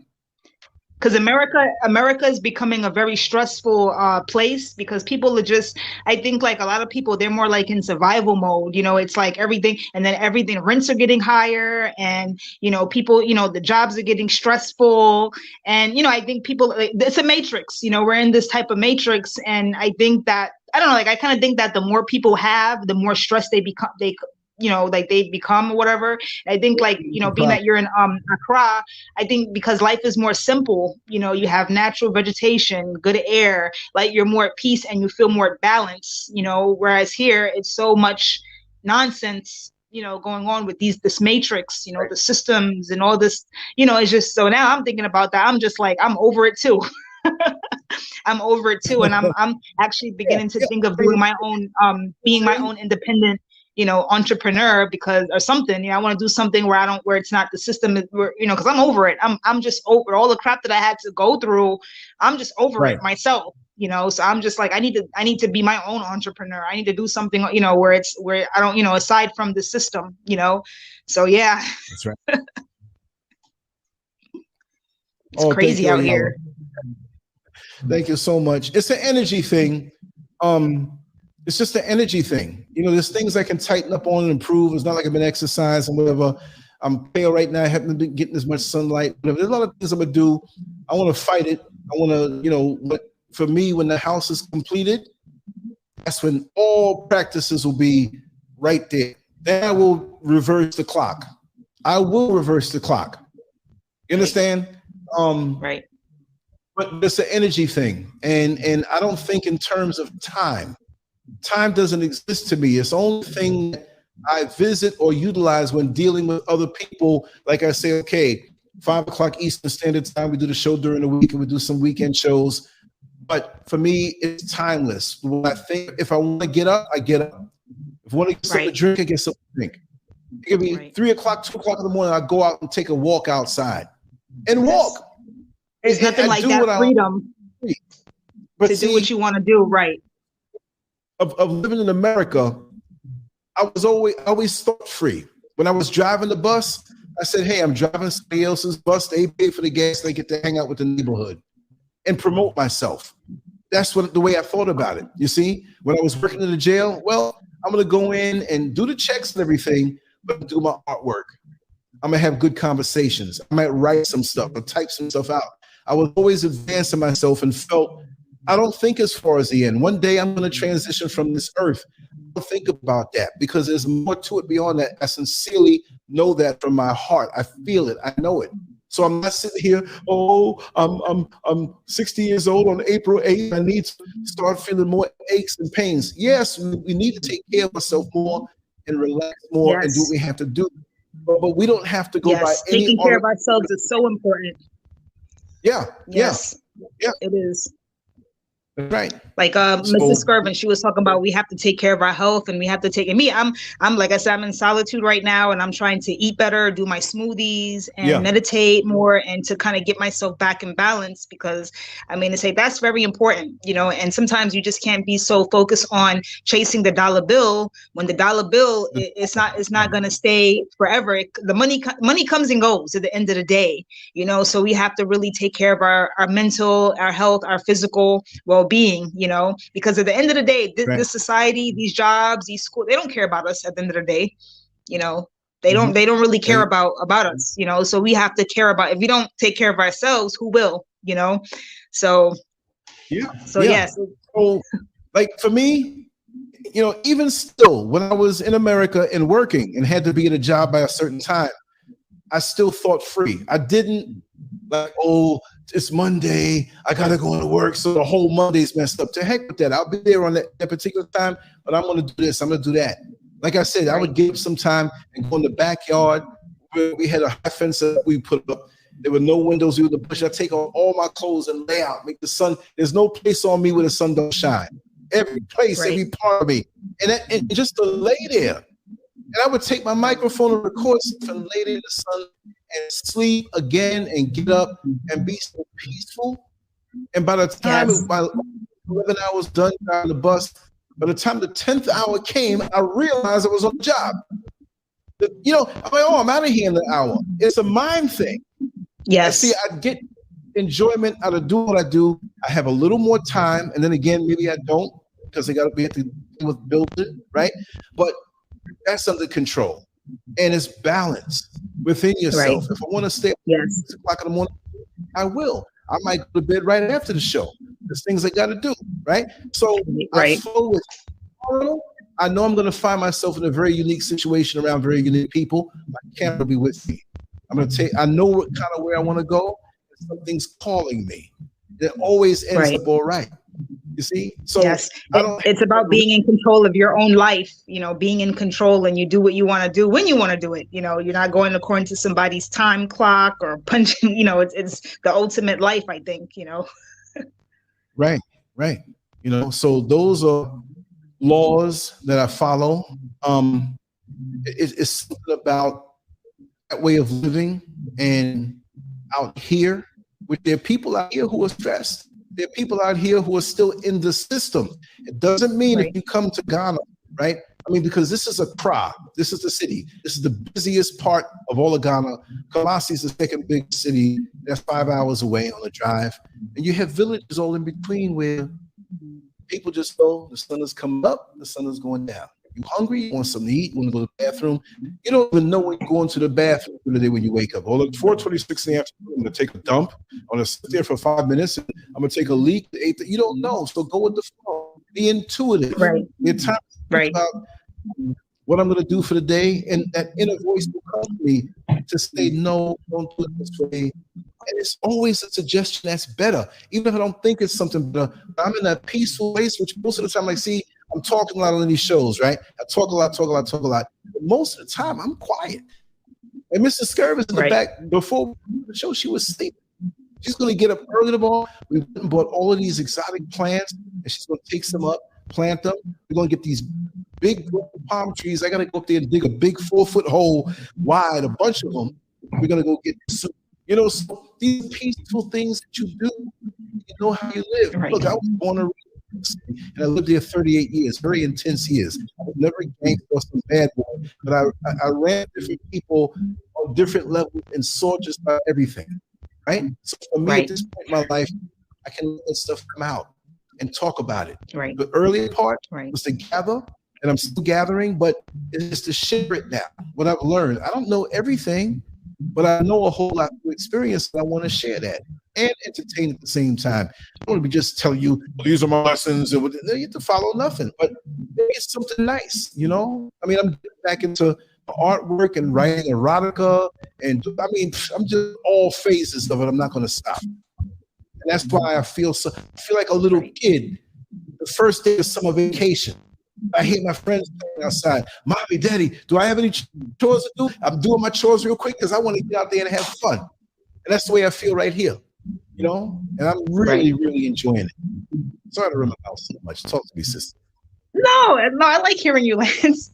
Now, sometimes I you know, because I know I ramble on a lot too, and I don't want to interrupt anybody, but I always want to give, you know, others a chance to speak. No, but what you're saying is absolutely true. And, you know, it's a good place to be, you know, when you're free to do, you wake up to hear the birds chirping and to nature. And, you know, like you wake up when you want to wake up, work when you want to work. That's the life. That's the life. You know, not succumbing to anybody else's I gotta wake up and I gotta go to this job and I gotta, like, it's so like people in Ghana or Africa, I should say, a lot of them, they think that the grass is greener over here, but it's really not. You know, it's really not. So yeah, you're absolutely right. You know, to find that balance, to wake up and to just be in control of your own life and your own, not somebody else's controlling you, you know, not living according to somebody else's time, or, you know, and so that's a beautiful thing. You know, it's a beautiful thing. Mrs. Scurv, she's working, doing such an awesome job on that garden. And, you know, planting her own food. That's what I'm talking about. Independence from the system, you know. That's right. She has these, I mean, we've been discovering all types of exotic plants, seeds and stuff. And like I said, she's into this the way I'm into doing the stuff online and all the production and everything. And the joy on her face when she's like, oh, I always wanted to get these seeds. And you know, I'm not making fun of her in a venomous way, but I'm making fun of her all the time. But she's adorable. She's adorable.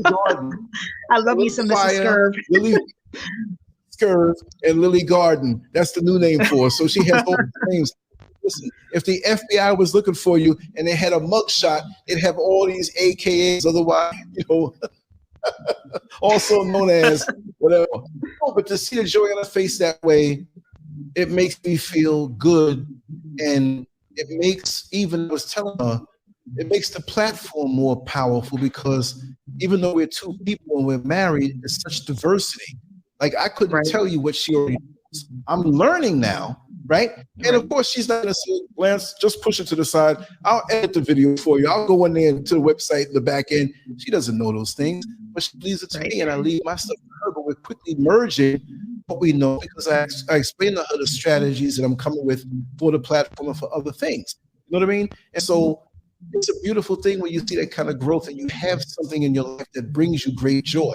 That's the main thing. No matter what it is, don't let anybody ridicule you on what it is that brings you joy, because that's where your salvation is. And again, I don't do this for money, but you want to donate because I do need money. I'm still in the system. But if you check my history from back 22 years ago, it was never really about that. I supply the links if somebody wants to do, fine. But look, I'm sitting here. There's no hangout in no club or no bar that's better than me. I'm sitting here in this apartment, it's all over my equipment or whatever, and we're vibing that way. There's no other fun. I mean, I can pick up my draw, play a little music, and zone out for 10 hours. And be like, whoa, I was here. I could be sitting there having to go to the bathroom for 3 hours. I'm so zoned in drawing that picture, I don't really go to the bathroom. But I realized I got to run, and hopefully I'll make it.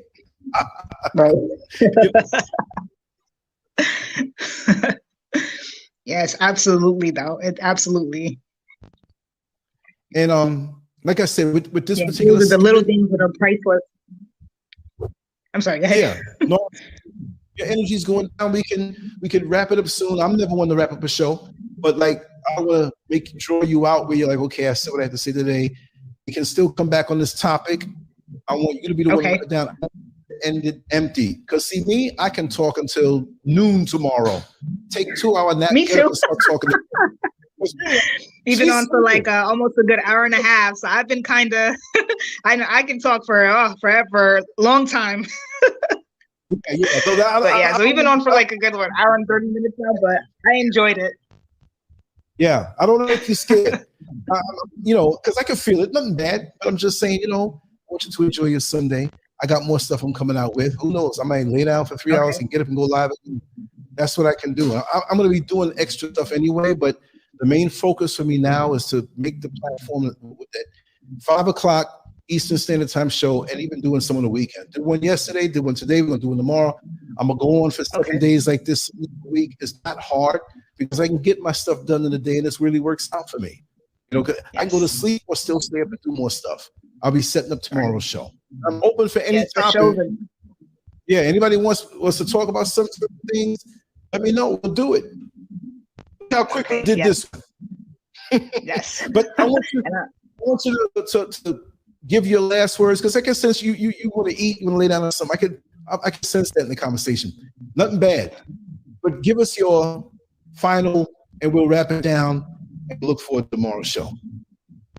Okay, so I just want to say thank you for again for allowing the recap, because this is something that I really needed to talk on, and like I said, this is something that has been it affects all of us, you know. But this is just something that I've been experiencing on a daily basis. Again, here in Scranton, Pennsylvania. You guys don't come here to Scranton, Pennsylvania. Don't come to this place. And don't come here, because I have to, like I said, sometimes I be thinking I try not to go out the house, because I always, sometimes I get like scared that I might get into an argument with somebody or just knock the hell out of one of those Karens, you know. Sometimes I feel like I want to beat the hell out of them sometimes. So so, you know, don't come to Scranton, PA. And again, you know, take care of your health, your physical, your mental well-being, protect yourself, you know, wear your crystals, take your spiritual baths, always be aware. And work on, you know, just work on your well-being, because like I said, these jobs don't care about us at the end of the day. They don't value us. Doesn't matter how hard we work. We could be the perfect employee, we can do everything right, and still they don't favor us at the end of the day. So again, you know, take care of yourself and love yourself, you know, and step into your confidence, and be proud to be Black, be proud to be melanated, and tune into your spiritual growth. Tap into that. You know, so again, I'm thank you, Lance, again for recapping this, and I'm glad that I was able to get this out there. Yeah, you gotta get it all out. And like I said, anytime there's any difficulty during the show, or we did one and maybe the energy changes, or you know, we can always come back. I like to go in with surgical precision. That's my favorite term. I like to go and one of these days I'll show my face on camera. I'm a little shy, so I'm sorry, I didn't mean to. Good. Yeah, I'm a little shy, but I'm working on it. I mean, eventually I'll show my face in the camera, but because I'm not used to really speaking in front of people. You know, I do sometimes, but I'm working on overcoming my shyness. So I am shy. You know, that's why I didn't show my face. But I'm working on it. So I'm still work in progress, but eventually I'll show my face. When people come and they want to share something, I say, listen, you don't even have to have it live. If you want to say something on the recording, we'll record it, we'll put it out, we'll play it to the show. I don't pressure anybody to like, you have to do this. No, come as you are, what stage you're in. And it's growth. It's just personal growth, because this technology is new and it freaks people out when they're like, okay, I'm going to be on the screen and it's going to be all these people. Even if it's just 57 people here now, it's thousands, because of all the people who are going to see this. Once it's up, there's always going to be more people that's going to come in, right? You know, because when one person come, and then even me, like I refer your show to people. Like I'm like, you ever look at LanceScurv? You should check out. And so even me, like if I meet new people, you know, I'll refer them to your show, and I'm like, you gotta see this guy. He talks about amazing stuff, and he's just, you know, so yeah. So it's always gonna be more that's coming. So don't you worry about that. You know, it's prosperous. You know, even if you may not see them, don't worry about the numbers. You know, just continuing being the brilliant person that you are, you and Mrs. Scurv. And like I said, you guys are doing a great job with, I mean, to say the topics be on fire. I try really hard to be, you're so energetic. You're like Energizer Bunny. You just keep going and going. And then when I miss a video, I'm like, oh crap, I missed a video. So I always try to replay the videos. So you keep up the good work. You're doing awesome, Lance. You're doing awesome. So keep up the good work and just keep going, you know? I will. You ever see the restaurant that you go to and keep on like filling up your cup? They keep on putting more. It's a mental thing. Like you may not you want to go out there leaving the food. I'm not saying the stuff yourself. It's got to be good food. But you want to feel like saturated. You want to feel like, wow, they really took my mind somewhere, because that's the way I am. I mean, look, I look at YouTube videos also. So many different things. I just don't stay within the category. I might be looking at some oceanography stuff, or stuff to the South or North Pole, or something about up in space. I'm expanding in so many different ways. You know what I mean? Right. So it's about always about the growth. I've said things maybe 10 years ago on a video, 12 years ago on a video, that I wouldn't say now, but because of where I was, that's what I said. Because of my perspectives. So it's all about growth. Right. Absolutely. There are many people who want to keep you in a certain place because they want to control you as an occult. Right. You know, like a cult. Oh, yes. You know, people come, people go, we flow, we grow. Whatever happens, happens. But just let me continue to grow. And I have I'm just right now about life. I'm so excited. We're always really, you know. Yes. I'm very We're excited. always, I believe that life is like a journey, and it's like the learning process. Like the person who thinks they know everything is a lie, because you never really stop learning. I think there's always something new to learn, so you never really stop, and even with like me, I look at different, YouTube and, as well, like I like to learn different things, especially now on my spiritual journey. I like to look at, to learn from other people, so it's like, I think that we're here to help, but we should be helping each other, really. Like if I have one way, maybe somebody else out there may know a different way, but there's no one right way, you know what I mean? So you never really stop learning. I think you never really stop learning, it's a continuous process. So, as we live, we grow. As we live, we learn, so that's how I look at it. I have one more question for you before you go. Sister Oyala had said, is there a lot of Black people there? Is it white populated? Talking about Scranton, Pennsylvania. It's mostly white people, but there is a lot of Black, but the white, it's more dominantly white, I think. Like I would say, so like in Pennsylvania, a lot of the people, like we have Dominicans, we have a little Puerto Rican, just a few, because like some of the people that live in New York, they move here because New York is getting really pricey. The rents are just, so people are coming here because the rents are cheap. That's the only thing that's about. But even here, even though rents are cheap, it's getting like high. But it's mostly white people. I would say maybe like the population, let me see if I could break it down. Like I would say this is about maybe 60% white and maybe 40% Black. Wow. Because the history of Scranton, they do have a history of a big history of like racism and segregation and stuff. They have their Confederate flag and stuff like that.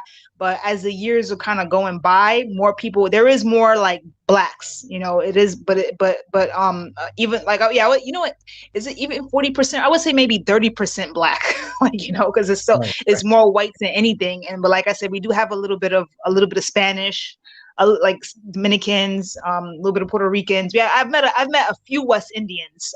But most of them came from Flatbush. Like I met Trinidadian. I met maybe 4 Trinidadians. There's like a few Indians, but the overall is white, and the white people, they think they run the joint. So, they still think they're in control, and that, so yeah. Right. All right, sweetheart. Okay. Gotta come back. You gotta talk about some other things. Okay. And you get so many words in per minute, and I love that because that's how I think. I'm, you know what I mean? So, right.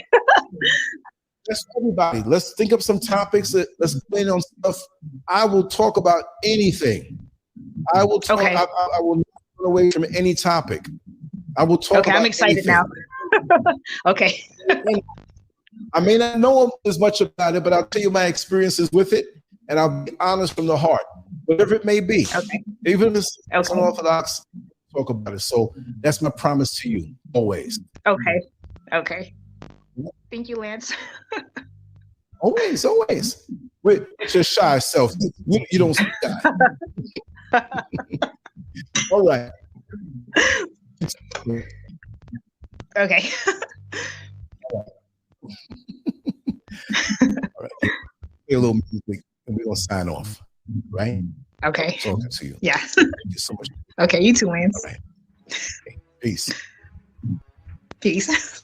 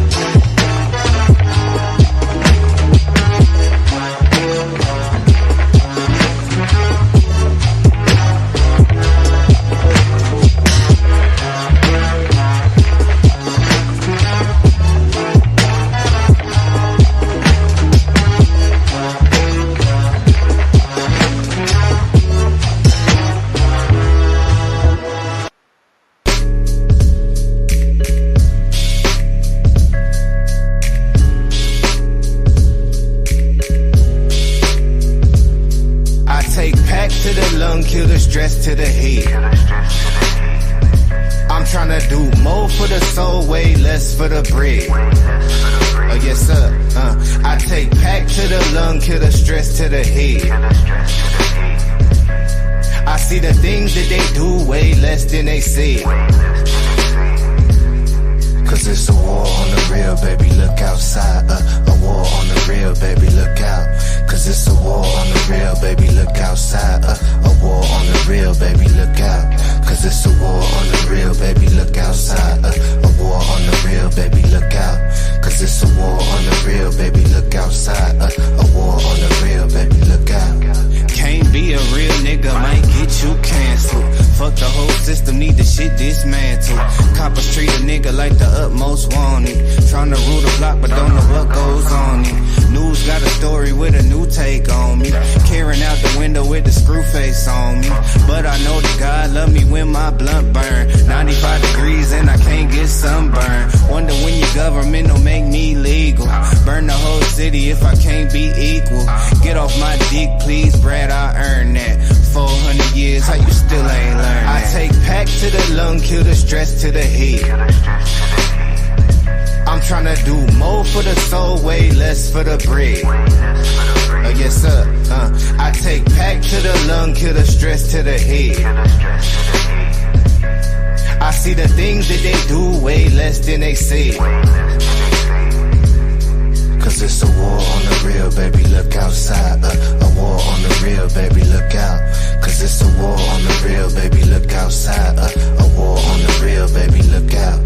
Cause it's a war on the real, baby, look outside. A war on the real, baby, look out. Cause it's a war on the real, baby, look outside. A war on the real, baby, look out. Shout out to the crackers tryna gentrify the genre. Tell them free my niggas, middle finger to your honor. End of days coming down to seconds on the timer. Goofy niggas still tryna purchase that designer. About to buy a chopper, learn to grow my own food. Cause I don't like the look they give me in the Whole Foods. And when you stay ready, you ain't gotta get ready. But it ain't on me now, I'm limping cause my dick heavy. But ain't shit sweet, niggas think we thin. My whole attitude on MC Ren. It's my neighborhood now, Bob, I bought that. 400 years, how you still ain't caught that? I take pack to the lung, kill the stress to the head. I'm tryna do more for the soul, way less for the bread. Oh yes sir, I take pack to the lung, kill the stress to the head. I see the things that they do way less than they say. Cause it's a war on the real, baby, look outside. A war on the real, baby, look out. Cause it's a war on the real, baby, look outside. A war on the real, baby, look out.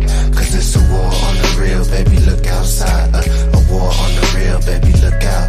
Cause it's a war on the real, baby, look outside. A war on the real, baby, look out.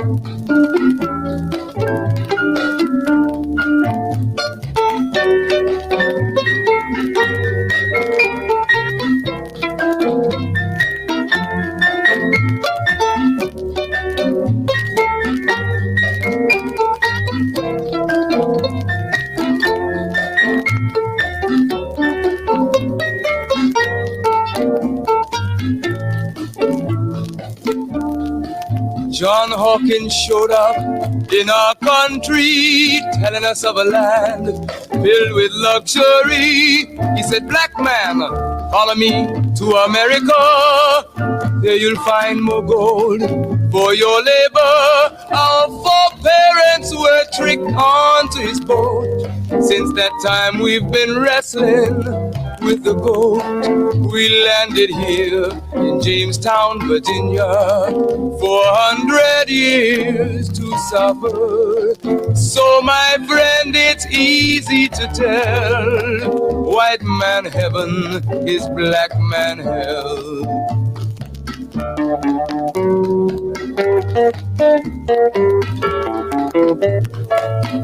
When the slave master wanted to have some sport, he would heap on our parents cruelties of the worst sort.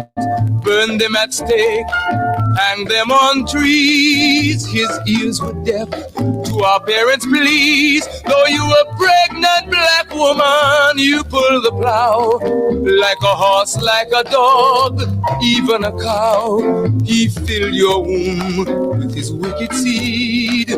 His half-white children you were made to breed. Oh, my friend, it's easy to tell, white man heaven is a black man hell.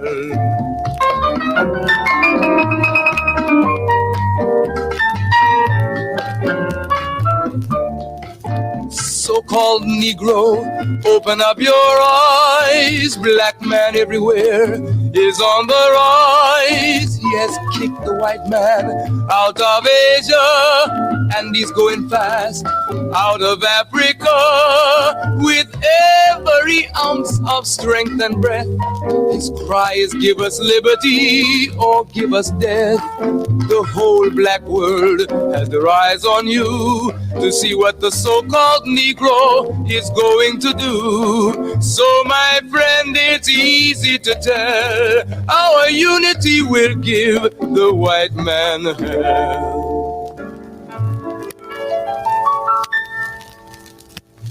God made a promise to Abraham, his seed would be a stranger in a foreign land. They would suffer and be afflicted 400 years, but he would come, wipe away their tears. Our God and Savior, Allah has come. He has declared the white man's day is done. He has given us a divine messenger, one prophesied to come. His name is Elijah. We now can stand up, the whole world to tell. Our God has come to give us heaven and take the devil into hell.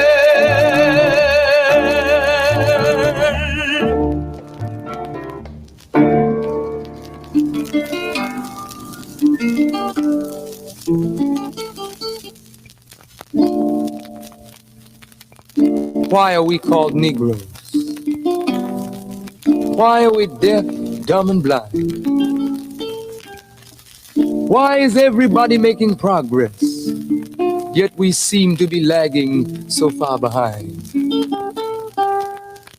Why are we mistreated? Why are we in this condition, stripped of our names, our language, our culture, our God, and our religion? Here in America, all of our religious training has been gotten by the preacher. He has told us of a heaven way up in the sky that we can't enjoy now, but rather after we die. But all of the years that we're living, for us there's nothing but hell, pain, torture, and misgiving. Yet the Bible speaks of a heaven filled with material luxury, which the white man and the preacher has right here, so we see. So my friend, take it for what it's worth.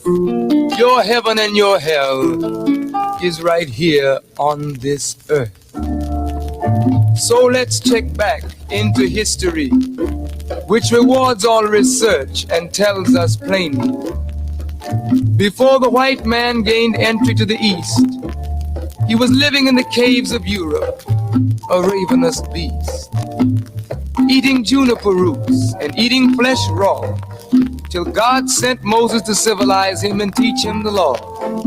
Then, following Marco Polo, an explorer, he gained entry into Asia and Africa.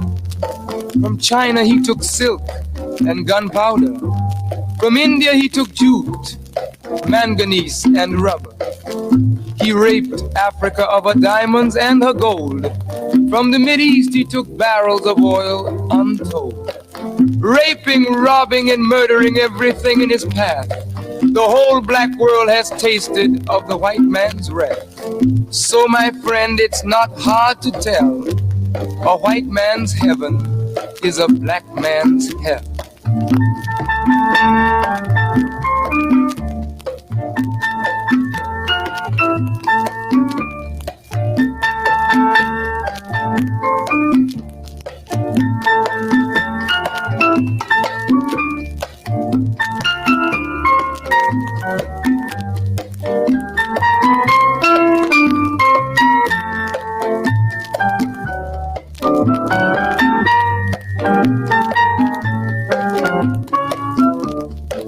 Before we came to America, we were living in the East. By the Nile River, we were living in luxury, enjoying freedom, justice, and equality. We wore silken robes and slippers of gold. We were the wealthiest and the wisest people, I'm told. Now we are the poorest of the poor. Nobody wants us at their door. So my friend, it's easy to tell. White man heaven is black man hell.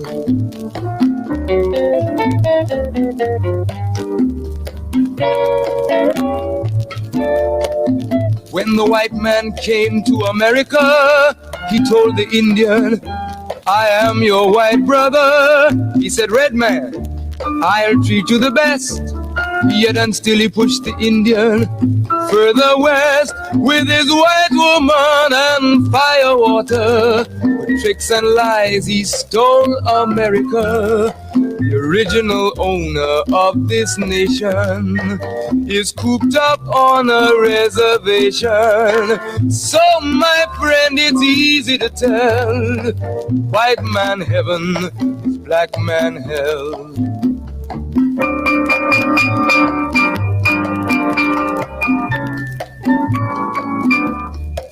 He needed someone to work the land. His back was too weak.